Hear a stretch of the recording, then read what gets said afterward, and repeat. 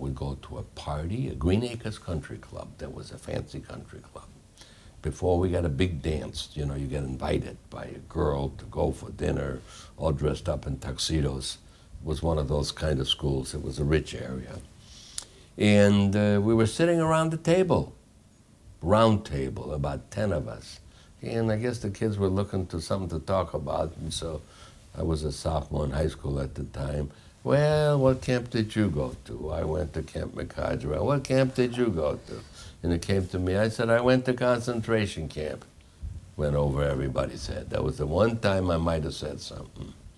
And you know, you're talking about 50 years ago in North Shore, kids didn't know about the war. Even if you talked about it, they wouldn't understand it, I don't think. And it was just as well I didn't talk about it, because if I did, I might still be stuck and think about the war and all this instead of keeping going. Your young years were robbed. You didn't have them, and now you had them. Now you had a future, and nothing was going to get in your way. You're right. I didn't know why I was doing it. Nature or something caused me to do that. I didn't read a single book about the Holocaust. I wanted to save my thoughts for the future, that the stories that I'm telling now would be my stories instead of some other Holocaust survivor. So I stayed away from it. Later on, I started to write down my stories. I would break into a sweat, and I would write a story like Disney World, and I would sit down, what it was like when I was liberated, and put the story away. It was on yellow paper. Or we went to a farm in Wisconsin, Dede and I, my wife Dede and I and the kids, and I saw a barn. So I said, would you mind coming up the barn with me? And we went into the barn. I sat the kids and my wife up in that barn. We sat on top, just like I did when I was hiding with the Nazis. And I wrote the story about hiding high in a hayloft, where I talk about how we were hiding up there and the Nazis. So I wrote all that down, and I wrote down many stories like that until my wife Dede saw them. And she said, this has to go in a book. I said, wait till I die. She said, no, they have to go now. And that's how the book got started. Sam, your life with Dede has been a true love story. You've both been there for each other. I've observed this. She's been such a huge part of your life, of making you face up to your past. I say if I had to go through all the troubles to make it to this point, to America, just to find Dede, it was worth it. You know, one has to be lucky. I've been lucky all along in my life, and this was just another one of those. The biggest luck of all is to have somebody that I would go through the rest of my life and be happy. First time I met Sam, we went to the Buttery at the Ambassador West Hotel, very fancy restaurant, and they played music and we danced. And as soon as he held me, I knew this was the one. I didn't have to be a genius to recognize that she was it, because after the third date, I asked her to marry me. I went home and said to my mother, I met the man I'm going to marry. She said yes, and it was the best thing that happened to me. Together we have grown. She has taken interest in my life in a big way. She knew that I had a lot to offer.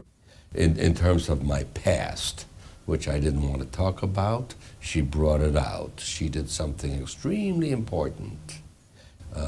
I did not want to talk about that little boy, Sammy, because, you know, he had ripped pants, he had no shoes, he was an orphan. This was all in my mind. I didn't look at it any other way. And she sat me down once, after we were married maybe 5, 10 years, I don't know how long, And she started talking to me about that little boy. She had a way of putting the little boy and the man together. I said, wasn't this little boy very brave? And all the things that he must have been afraid of, he faced. And the fact that he had endured hunger and loss and kept moving on in life. And I just had him look at that little boy. And eventually he became very proud of that child. And he was able to put the child and the man together. The first time that I can recall hearing about the Holocaust, I was about 10 years old. And we were at a dude ranch, and we were passing a barn. My father said, "Would you mind coming up the barn with me?" And we went into the barn. I sat the kids and my wife up in that barn. We sat on top, just like I did when I was hiding with the Nazis.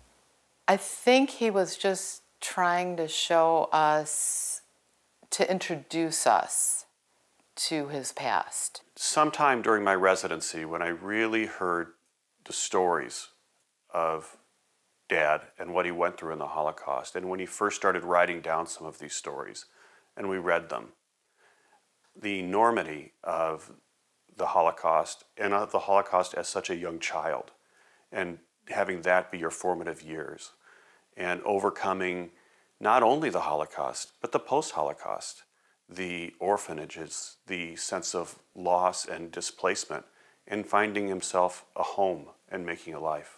My dad is an example of how a person can go through so much and come out okay, come out with love on the other side, be able to have a family and to move on. And he truly is the most remarkable person I know. The minimal anger that he has toward anybody or anything, I think that Sam always sees the goodness in people and is always willing to move forward. Even when he speaks at schools, when he meets people, they're surprised that he doesn't hold within him resentment and hostility and anger. But I never have ever seen that in Sam, ever, regardless of the circumstances.